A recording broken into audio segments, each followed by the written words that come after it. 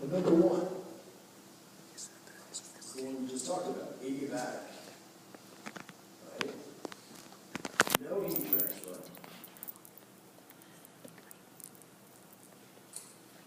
So in other words, Q is equal to 0, but there is work done. Now it could be work done by the system or work done on the system. You can have adiabatic in both directions. Work done by the system, you have an increase in volume. Work done on the system, you have a decrease in volume. Right? Okay. Process number 2, isochoric. They don't necessarily have to be 1, 2. These are just 4 processes. I'm not necessarily numbering them with any kind of system here. But isochoric means that that's a process done at constant volume. So what that means is that the work is equal to 0, right? Because if I'm on my PV diagram and I don't change in volume, if I'm just going vertically up or vertically downwards on my PV diagram in terms of my process, then there's no area of the curve. Right? No area of the curve, there's no work. Neither positive nor negative. Right? Third is isobaric. And that's at, well, for isobaric, we have constant pressure, so that means that the work is just P times V2 minus V1. So we have constant pressure. And the last one is isothermal. So in that process, T is a constant. Okay, so on a PV diagram, what do these processes look like? So I'm going to start all of them at this point, up here on the upper left. And so the first process, the adiabatic process, looks something like this. So that's 1. I'm going to do all of these from either larger pressure to smaller pressure, or larger volume, smaller volume to larger volume. Okay. 2 is isochoric, that's at constant volume, so that's just a vertical process. So that would be 2. 3 is at constant pressure. So that would look like that. And then 4 is at constant temperature. And constant temperature would look something like this. Less steep than the adiabatic process. So the reason for numbering these is really so that I can label them in a PV diagram, not so much because they have some intrinsic numbers.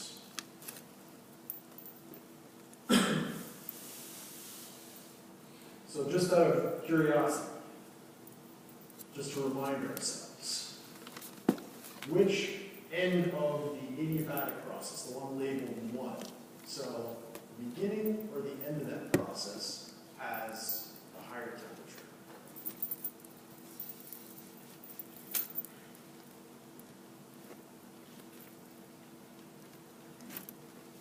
It's the beginning. The one in the beginning has the higher temperature. Right, so this is going to be a lower temperature because on the PV diagram, if I go to higher pressure and higher volume, T is increasing.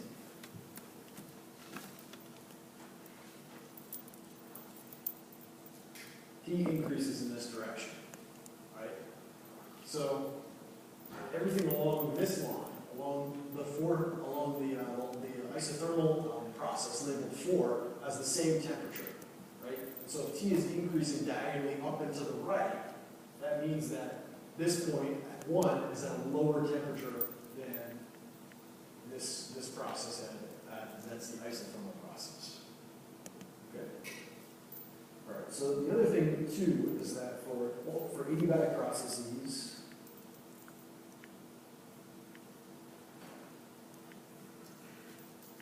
in the ideal gas case only,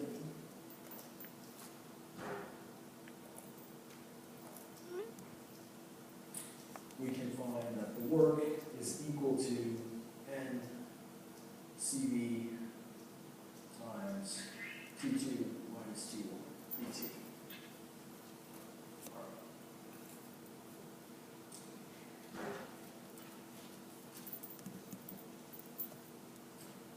All right, so heat engines.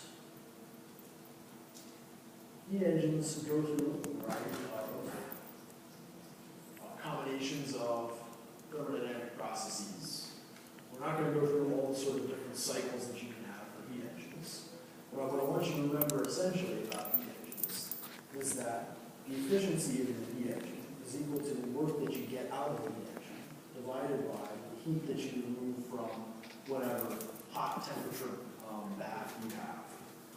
Right? And we can also rewrite that as 1 plus QC, which is really the heat lost from the heat that you removed, divided by QH, the heat that you removed. Where the reason that this works, right, the reason that this is not going to give me an efficiency greater than 1, so this is efficiency. The reason that's not going to give me an efficiency greater than 1 is that QC is, one of these Q's is negative, right? So QC is typically negative, right? So in other words, we can also rewrite this as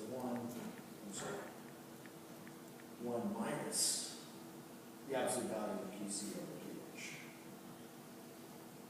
And in terms of diagramming what's actually happening, right? So we have some heat bath up here, and we're removing some amount of QH from that heat bath, which is at TH.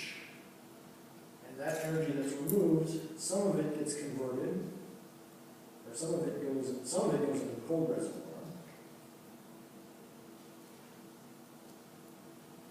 So the cold reservoir is down here at TC, and so some of that goes down there, and then whatever is remaining gets converted into work. So that's schematically how we would draw a heat engine.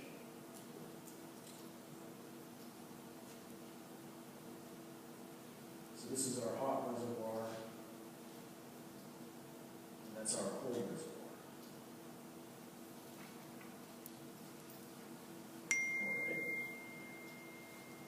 So that's one way that we can convert heat from some hot reservoir into work that we can then use. And one of the rules is, right, that we can never have 100% efficiency. We can never have an efficiency equal to 1. Right? In whatever process we have, we cannot ever convert everything that we take out of the heat reservoir, the hot reservoir, into work. Right? Some of it is always going to go to the cold reservoir. We're always going to lose a little bit. It's impossible to have a perfectly efficient process. Now, if we run things in reverse, we can get a refrigerator, which is certainly a nice reality to physics in the state of Florida. All right. And so, for a refrigerator, instead of an efficiency, we usually say we have a coefficient of performance. And that K is equal to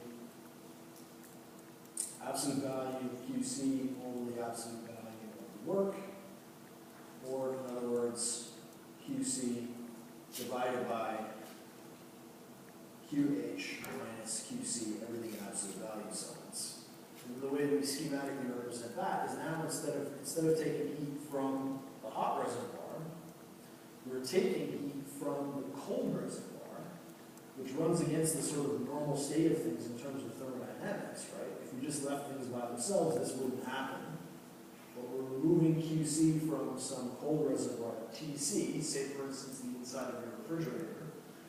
And in order to do that, in order to remove some of that heat and send some of that heat up to the hot reservoir, over here at TH,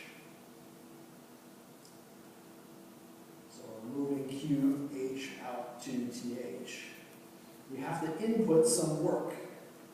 All right, so we also have to do some work in order to do that. And so we have to input work in order to do that and have that process work. We can't just take heat from TC and send it to TH. That runs against, I'm sorry, guys.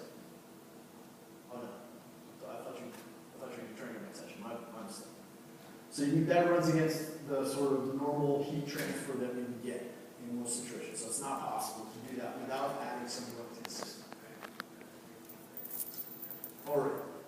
So one particular cycle that one particular sort of theoretical heat engine that we were cycle or thermodynamic cycle that we described also was called the Carnot cycle.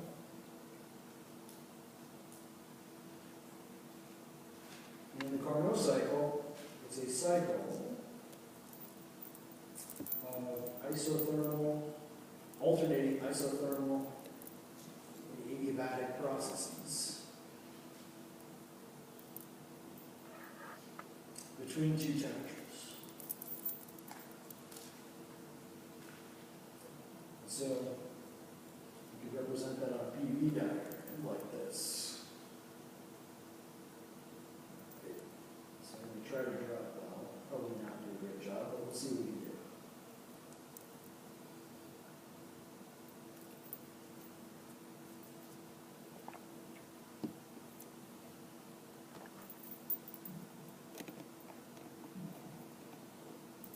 Yeah, this is not the most fabulous drawing, but we'll live with it. So this is A, that's B, that's C, and that's D. And so from A to B, it'd be isothermal. From B to C, it would be adiabatic. From C to D, it would also be isothermal. And from D to A, it would again be adiabatic, right? And we would go through that process by traveling around this in a cycle, traveling around through these four states in a cycle. And the idea is to minimize the amount of work done, right, in order to get, or excuse me, maximize the amount of work done and minimize the amount of heat lost, right? And so in an ideal situation, our efficiency for a Carnot cycle could be best, or sort of idealized, non-realistic efficiency for a Carnot cycle will be 1 minus Tc over Th. So you want to make Tc and Th very close to each other, so that you're going between two temperatures that are very close to each other, and therefore, or excuse me, very far apart from each other, in order to get the highest efficiency. In other words, you want Tc to be much, much less than Th, but it's difficult to do that with an isothermal adiabatic process. Okay, so those are all the. I realized I left my pen out of thermodynamics up there. So those are all the different things in thermodynamics that I want to cover. So hopefully that gives you a reminder of things that we did early on in the course. We're going to move on to electricity and magnetism. So we'll start off with electrostatics.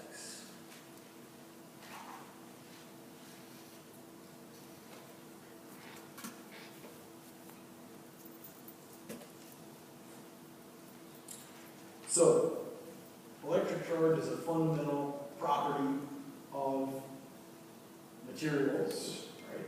And some things have positive electric charge, some things have negative electric charge, and then there's some things that are neutral. We didn't talk too much about the neutral things because we're mostly interested in the things that do have charge. But what we did find out, right, is that if something has a positive charge and something else has a negative charge, then they attract each other.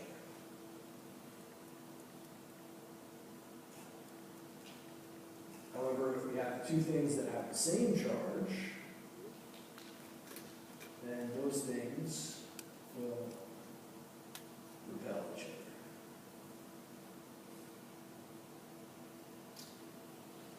So I've just drawn pluses and minuses, right? We don't necessarily have to have a proton and an electron for our plus and our minus, right? We could have something that has more charge than a proton and an electron. We might have some particle that has, we might have, for instance, like an alpha particle, which is the helium nucleus with 2 neutrons, which has 2 protons in it, right? So we could have some charge that's different than just the proton and